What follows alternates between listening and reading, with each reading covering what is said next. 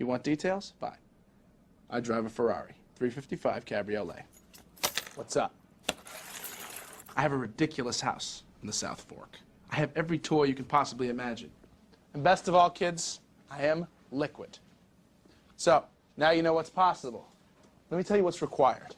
Life advice, lifeadvicerr@gmail.com. Cerruti and Wargon. When is Kyle back, by the way? Not a complaint, just a concern. Not even a concern, just a question.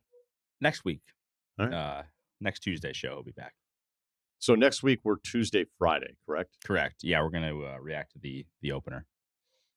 That's right. We're going to react to the opener. NFL is back, baby. You excited? Yeah, I am. I just want games, both college and the NFL. I just want games. Like, let's go. So I feel like a lot of my college football stuff, I could talk about it all day, but it's just, hey, do you think this quarterback's going to be any good? You know, or like, hey, did you see that schedule or whatever? Like, I need a weekend of games to feel really fired up to talk about the sport. So, you know what I'm also kind of excited about, and this is like when NBA comes back too, is I've got this weird habit of, I'll put my daughter down around like 8:30-ish. So like by the time everything's settled, it's like 9 o'clock.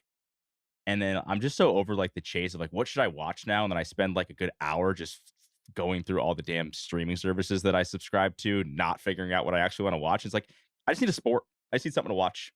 Like I was watching the US Open a little bit last night. Shout out to Alcaraz and the Total 90 kit. Like I need sports because it just makes my decision making much easier. I kind of like this time. I did get into the old movies. I would just throw on an old movie. I'm going to do it tonight. So what'd you watch? I watched Quest for Fire. Did I see that one? That thing freaked the shit out of me in the theater. I don't know why my mom brought me to that. Yeah. Check that out. Watch the trailer first. Time out real quick. We got a new mug in the mix here from Oregon. What do we got going on there? I don't know if I'd say new mug, old mug, a little wicked mug. It's new on the show. New on the show, maybe. Yeah. Love showing That's off mugs. Yeah. Did you get that there? What did I get? Did you get the Wicked mug when you went to go see Wicked? Yeah. I got a collection of Broadway mugs. I can start circulating them. Yeah. Let's get that going. Yeah. Maybe we just give you a minute or two to announce it, and then give us your give us your synopsis on Wicked. Was this the new one? This was the Broadway show, not the movie. Oh. Great show. First half upper, second half downer. What's not to like? All right. Okay. Should I kayak? What? I've seen neither. I haven't seen the movie or the show. Or sorry, yeah. I feel like I saw the movie, but didn't. That makes sense. Yeah, that's true. That's a good point. Should I kayak down the Hudson for my commute into New York City? All right. So I've kayaked, not an expert. We have Wargon here, so maybe the city commute. As a fellow Broadway-loving runner living in New York City, I feel a kinship to Michael Jordan, Oregon. Was skeptical at first, but he's far exceeded my expectations, and I love when you guys let him cook. We do too. NBA comp, Eduardo Nahara. Always liked him. 44-year-old man living in Upper Manhattan, recently started a job in Hoboken, just across the Hudson River from Midtown. I run marathons. Personal record, 1 mile is a 5:25, 5K 19 minutes, 10K 39 minutes, half marathon 126, marathon 3:09. Pretty good, huh? Oregon? Yeah, pretty good. Tried to give a whistle. I don't know if that came through. You did? Didn't hear. I did. Yeah. Yeah. Give another shot. No, yeah. Man. Maybe Too it's high. the mic. Yeah, I don't know. Technology. So, Rudy, you just texted me that, by the way. Did you mean to text somebody else that? Nope. My wife got home. My dogs are barking. And I was like, hey, I'm taping. Just a heads up. You sent it to me. And I was like, I'm aware Honestly, you're taping. The two people I text the most probably are you and my wife. So there you go. Oh. That's hysterical. If I get any dick pics, I'll understand now. All right. Run home from work 10 miles, 1 to 2 days, or excuse me, 1 or 2 times per week if it's not too hot. All right. So we're dealing with a specimen here. I recently saw a news clip that has me intrigued by the idea of taking my commute to the next level. It was about a guy, Tommy Lutz, who paddles himself in a self-made foldable boat from his home in New Jersey down to the Hudson River to his job in Lower Manhattan. I love this idea. I'm now strongly considering doing the same thing by purchasing a foldable kayak and paddling to work. I've done some research and found a model with good reviews that I'm considering. We could click on the link, but we're not kayak guys. So I don't know what to tell you. I have no affiliation with this company. It can handle somewhat choppy water, tracks well, and has decent speed, comparable to a similar priced traditional kayak. It weighs 32 pounds, folds up, and can be carried as a backpack. My commute would be walking 15 minutes to the river, setting it up, takes 10 to 15 minutes with practice, paddling 8 miles, 1.5 hours, then folding it back up 5 to 10 minutes and walking 5 to 10 minutes to work where I freshen up and completely change clothes. I found good sites to launch and land. All right, just so we're clear here, let's say 15-minute walk to the river, 15 minutes setup, that's 30, hour and a half paddle, 2 hours, fold it back up. We'll give you 5 because we gave you 5 the other way. So 205, walking 5. So let's just make it 215. That's 215 one way. I have some kayaking experience on calm lakes, rivers, but I'm not advanced. I would only go during daytime and in good weather and water conditions, wearing a life jacket, just a worst case water immersion, wetsuit, etc. I wouldn't do this every day, but maybe once every 1 to 2 weeks when the weather is nice and tides are favorable. It, of course, wouldn't save me time on my normal commute, 45 minutes by public transit, but it would be for fun with stunning views, including in Midtown Manhattan. I would stay close within 100 feet to the shore so that worst case scenario, if I capsized and I couldn't get back to the boat, I could swim to shore and abandon the boat if necessary. One limitation of the foldable kayak is much more prone to filling with water when flipped. The most risky part of the trek is crossing from the New York City to New Jersey side on the river, which is about 1 mile wide. Yeah, right. So at some point you've got to, cut this thing in half so you're not going to be next to the shore. I would cross before hitting heavier boat traffic near Midtown. Above this area, there isn't a lot of boat traffic, especially during early weekday morning hours. Recall Sully landing a jet there and didn't hit any boats. Shout out to Sully. And the occasional large commercial boat is slow and easy to avoid. My wife is cool and trying to be supportive, but is worried about an accident. Keeps telling me just to make sure I don't die. So what's your verdict? Go for it, or am I crazy to consider it? Look, I love it. I don't know where you work or what the office is, but I mean, it can go one of both ways here, where you could be just the legend kayak guy that kayaks to work every now and then. But it sounds like you're married, so I don't know if it's going to help you with sales. It also could go the other way and be like, is this guy the least efficient dude ever? I love what kind of physical test you're putting yourself through. It seems like your life has been a series of physical tests. Then you want to challenge yourself in an entirely new way all over again. If you had saying this was 5 days a week, I would think it's going to add up, and maybe your wife's going to get a little pissed at you. And, that's a lot of hours. But if you're saying maybe every other week, every now and then, fine. But I think you'd have to talk to somebody that truly would understand what it would be like to be in a kayak if the weather, you're saying you get ahead of the weather, but is there a way where you may not understand it and it's choppy? Look, as a boat guy, I look at the charts sometimes and I think I'm fine. And then I get out there and I'm like, this interval right now is like really bad for even a decent sized boat. And that's why there's no other boats out here, which is usually a pretty good indicator if you want to leave the marina. So I love it, but I don't know enough about what you would be like. Would you be a massive nuisance to any of like the worst case scenarios of more boat traffic? It sounds like your launch area is north of everything that you're saying. So I kind of understand what you're talking about there. I'm just not educated enough on this other than I'm fully supportive of it.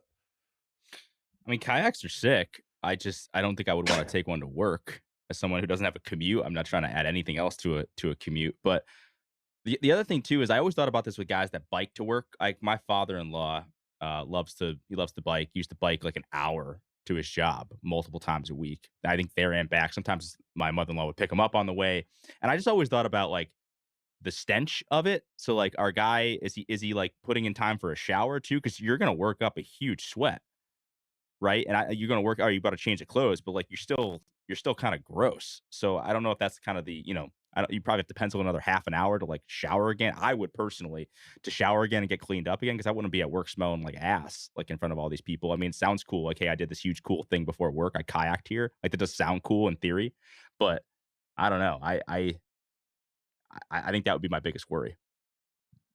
This is definitely worth doing once just because you want to do it. And like you're not the only kayaker on the Hudson. You might be the only one going from the New York side to the Jersey side on a given day, but like there'll be other people out there. I could see this being a situation where you kayak there, maybe take the trains home. I don't think you want to have a 12-hour day with both commutes, but I think you probably can't kayak up river either, right? It's definitely a one-way commute. I'm not sure on that. I don't know. Do it. Can for you the get out card. there? Work on. Is there any way you could Boots on the ground? Yeah, research on this one and just kind of like maybe you just go up and be like, hey, what are you doing? You headed to Hoboken? The guy's like, what are you, nuts? You know, I would love for you to just the next month get out there. Think you could do this? Yeah, bring a microphone. Yeah. This isn't a bad idea. We'll get back to you. Working on the street. Work on the street has a nice ring to it. I'm not kidding. Can you actually go to the Hudson and just like one afternoon look? I can make it happen. All right. That's all we need. Cool. Close enough. We'll get back to this guy. Yeah, well, I'm not going to pretend I'm an expert on any of this stuff. So I'm not going to say other than I just think it's badass. And I love people that want to do badass things. So go for it. All right. The post Lonesome Dove syllabus. Oh, this guy's, I marked this one. I guess I'll read it now. Blood Meridian. Already read it. Lonesome Dove is like a PG version of Blood Meridian. Next Step concept album based on Blood Meridian by Ben Nichols. Last Pale Light in the West. All right. Then we jump to Ben Nichols' little brother, Jeff Nichols' movies. Shotgun Stories or Mud. We connect the loop with All My Friends Are Going to Be Strangers by Larry McMurtry. Chris Ryan can walk you through that if you have any questions. Okay, cool. Yeah, so I think I'm already halfway there. This was, I guess some people were giving me shit about my buddy calling. When we had the guy who was living at home. The Australian guy? Yeah, so, here's the title of this joyous email. Defending Ryan codependency is weakness. There's a Reddit thread going on about your response. That must be fucking fun. What else are you guys doing today? To the dude that had to call his wife every night when we were on the golf trip. The dude was weird, and I'm on Ryan's side. Here was my Reddit response to those guys that have to go with everything to the partners. I go to things by myself all the time, which I've never had a problem doing. I would consider myself a great partner. I'm in a healthy relationship. I don't ask my partner to go to the things that she would not enjoy. We go to concerts together. We both like the band Mumford and the Postal Service. Hey, who sings that song Revival? That's Zach Bryan, right? Is that the one where they say, put Johnny on the vinyl? Yes. That's Zach Bryan? Yes. That song's dog shit. That's I don't know. That song is so fucking bad. You might be alienating yourself here because I think I'm not a Zach Bryan guy. I'll listen to a few songs here and there, but I do think that's like a crowd favorite when the concerts and the I'm concert sure it is. scene, and he brings up like a famous person to sing it with him, and it's like a thing. I think he did Springsteen once. I think Portnoy's been up there, although that's not a great relationship anymore, I'd imagine. So yeah, I don't know. Big song in the Zach Bryan community, I think.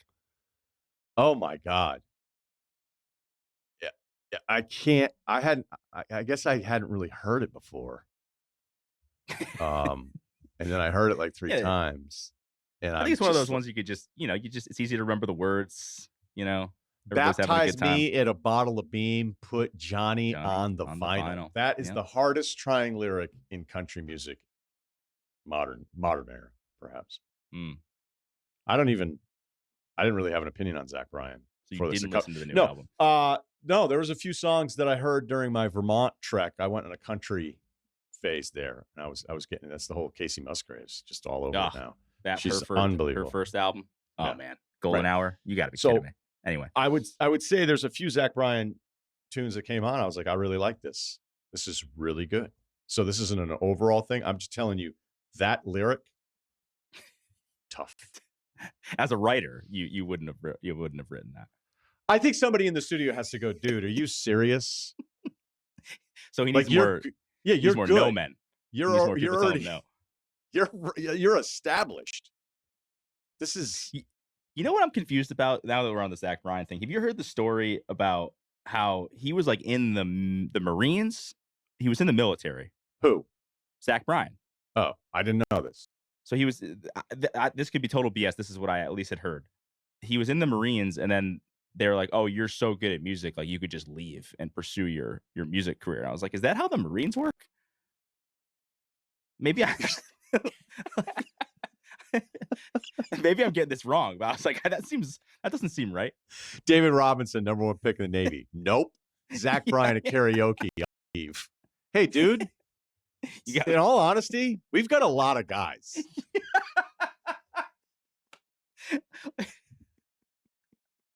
I don't know. That's what I heard. Yeah. So again, some Zach Bryan stuff that's made its way through the Spotify shuffle. I liked, even saved a few.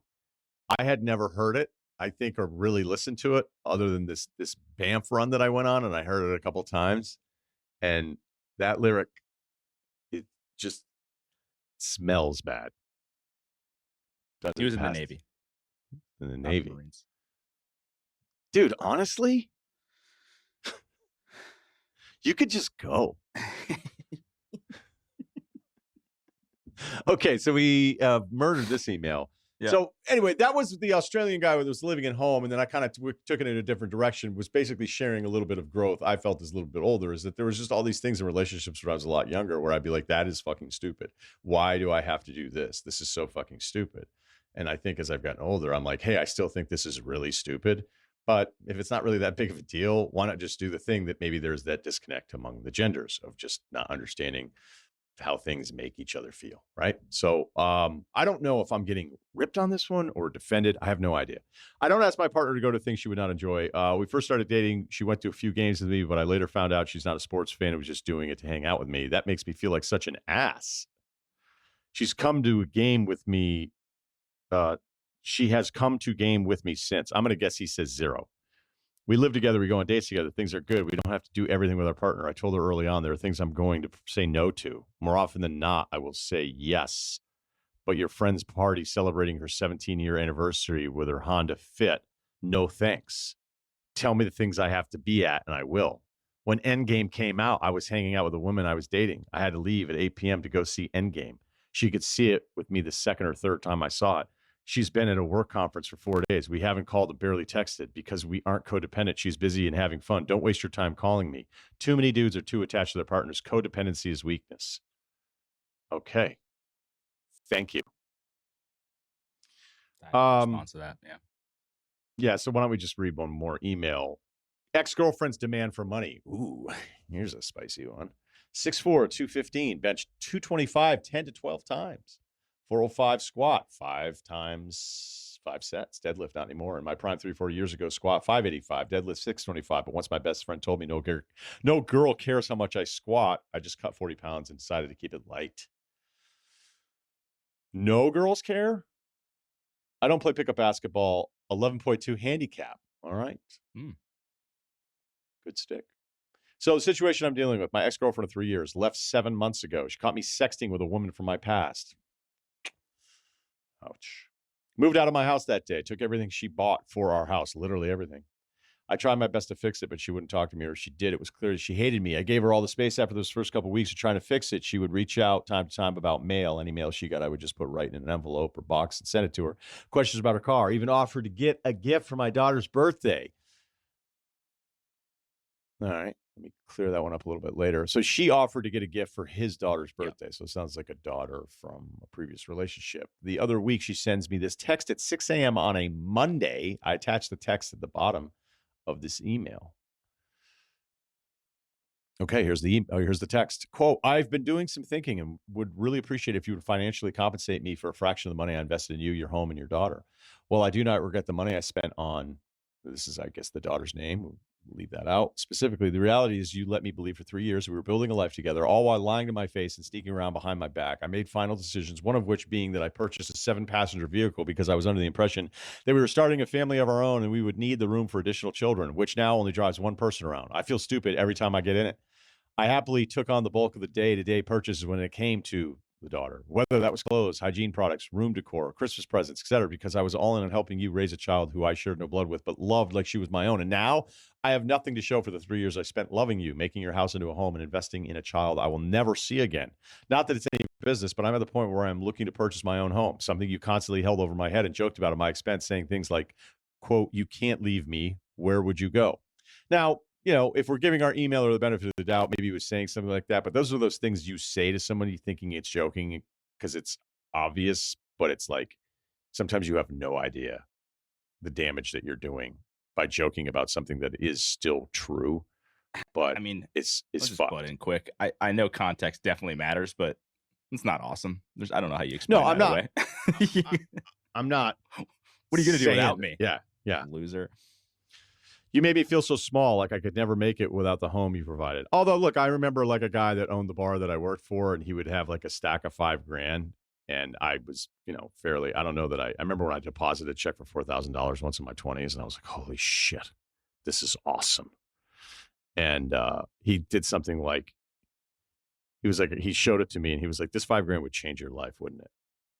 And I was like, yeah, having $5,000 in the bank would be awesome. And he's like, I don't even think about it. And I was like, all right, man, awesome. And you're just like, God.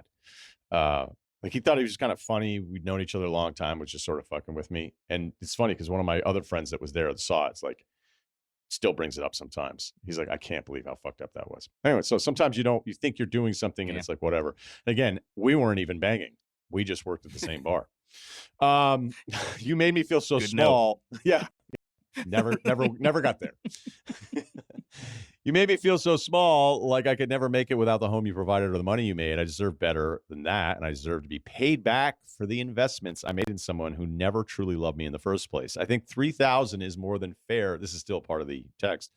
More than fair, considering is a fraction of the amount that I actually spent on a life with you over the past 3 years. I'm hoping that all the growth you've allegedly done over the past 7 months will allow you to put your pride aside in this moment and realize that this is really the least you could do as a true sign of remorse. I don't want or need handles, gift cards in the mail, or care packages with my favorite candies or homemade cakes. So he's still sending her stuff, I guess. Back to the text. Keep saying email. Maybe I'll get at the next one. While they are kind sentiments, they don't help me rebuild my life after being unbelievably blindsided by you. I hope you'll actually consider doing this for me. End text. Back to the email. So my dilemma is, I am still madly in love with this woman. Then pay her the fucking $3,000. That's my opinion. Back to the email. I made the biggest mistake of my life by sexting a couple times with another woman. I feel so bad for what I did. I put in a ton of work, therapy, 12-step program. Jesus. To work on myself and fix myself. No one comes close to how I feel about her. My problem with this message is it feels so dirty, so demanding, and almost manipulative. Makes me feel terrible that she thinks so low of me in our relationship that she wants $3,000 for her time. Like, what the fuck? I have the money, so it's not even about that. It's more the tone of the message. Would appreciate the life advice. I don't think I'm going to be real popular on this one. You just said the money means nothing to you. You're madly in love with her. We can talk about cheap. We can talk about tone or whatever, but you probably have a better chance getting back together or to cut her check for $3,000 than you do of just saying like, no. Oregon is already shaking his head. Go ahead. There's absolutely no way you're getting back together. This isn't like, you don't know if that. you pay me $3,000, we're getting back together. No, that's not what she's saying. No, I understand that. I just feel like this emailer is just a walking red flag, and the girl text. should have. No, the guy. Oh, you think he's a red flag? I think he's a huge red flag, and this girl should have realized this during their relationship and ended their relationship a lot sooner than she did. Well, maybe She there needed were a place to signs. live. Yeah. Well, yeah, there you go. And that money is sort of your punishment for, staying in a bad relationship as long as you did. You're not entitled to financial compensation. That's not really how this works. Entitled is not the debate. I understand that, but I think you sell your car if you're this girl and you move on. There's no way she's getting back together with this guy. I didn't love the car part from her. Like, because most people will like, you wish you had a coupe. I agree that they're not going to get back together, but the point. How are you guys so certain of that? Well, I'm saying the people point, get back together all the time over the craziest I'm leaving the door shit. open. I'm leaving the door open more. There's like a 0.01% chance. I think paying her actually is worse in this scenario. Because then you're basically admitting like, okay, I don't care. I'll just pay you off and it's over. Like I almost like that's so dismissive, and I don't know. I would take that as like, oh man, he really like all he thinks about me is this $3,000, and like I'm just money to him anyway. Like I think if you want her back, it's not going to be great. It's probably not going to happen, but you have to like fight for her more than just like a monetary check cutting situation. Having said that, I think it's absolutely insane for her to ask this of you. Like when you're in a relationship, like this is just it. Like like clearly you thought it was going somewhere. It didn't work out. That's just life. Like you don't get paid on the back end for your disappointment. So I think that's insane from her to ask that. So she must I think be it's pretty insane desperate. for you to be so dismissive of any of her expenses when she was helping raise a kid that wasn't even hers. Like, he said that she bought all of this stuff for the house. Now she took all of it, so then we can get into an accounting thing. But that's life, that's It is sort of how it Really? goes. Dude, are you guys nuts? Do you remember any emails we get from roommates being like, I bought the table, but then he bought the couch, and they're not even supposed to get married. These are just dudes in their 20s that get in an apartment together that can't figure out anything and are still pissed about utilities. But she months. took all of her physical stuff. You're Which trying is to act fair. like she didn't spend any money? I'm No, of sure course she did. I'm sure she did. But like, when have you ever heard this is like an okay thing to just cut somebody a check because you were like a nice stepmom in this situation? That's also like, he has money, so why are you buying stuff? Like, why are you buying anything of significance if he's the one that like Because it's a is girl, because financially it's a little well off? girl, and she probably doesn't want to be like, well, I'm not going to get her any school clothes because the dad can pay for them. She probably wanted to feel involved and felt like a mother to this child. All right, but like, those are smaller expenses. Like, you're not like buying her 3 years? her tuition to you're not like funding her 403b or whatever. I don't even know what the term would necessarily be for that. Like, how much could that have added up to? Like, that's the price of just like being in a relationship and being nice and whatever. You got your heart broken, it sucks, but that's, you're not getting paid for that. Right. It's not like you have like a receipt of like dinners that you paid for that you're going to go and like try to get back after this. Like, it sucks, but it's kind of life. So if you guys wanted her back and she said, look, this is what I want to do. I understand him not liking the tone or whatever.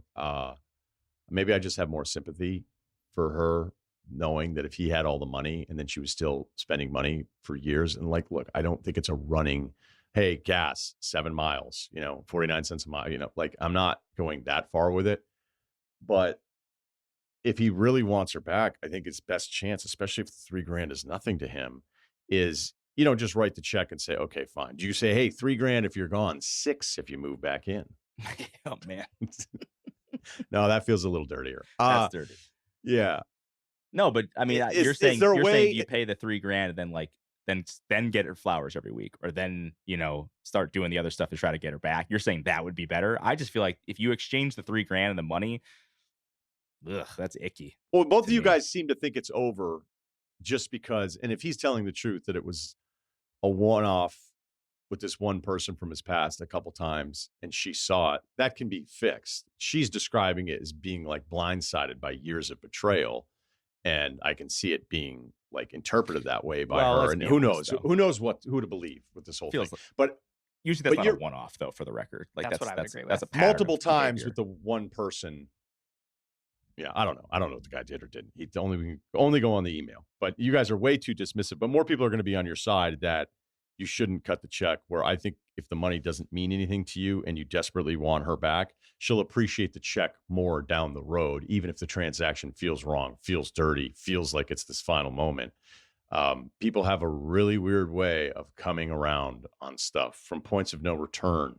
I've just seen it too many times. Hell, I've been a part of a couple of them where I'm like, well, that's not going to work out. And you're like, what happened? Like, yeah, figured it out. Although I never had to cut a check like that. So You would cut the check in this situation? I don't know. Imagine if that got out. That's such a just. You think people would think you're a better person because you cut the check, or would they give you or you give them the ick more because you cut the check?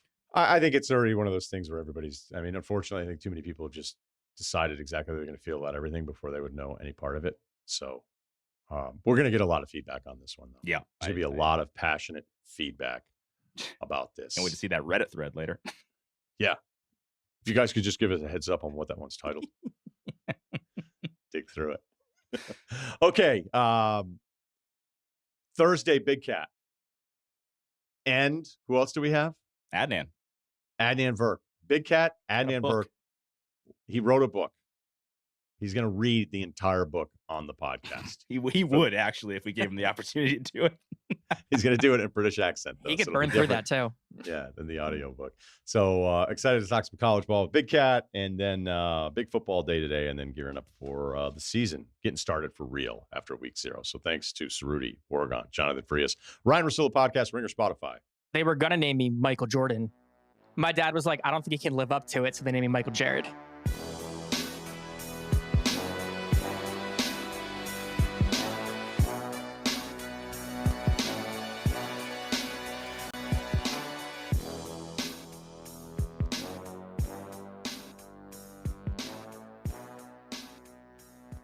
Must be 21 and older and present in select states. For Kansas, in affiliation with Kansas Star Casino, or 18 plus and present in D.C., Kentucky, or Wyoming. Gambling problem, call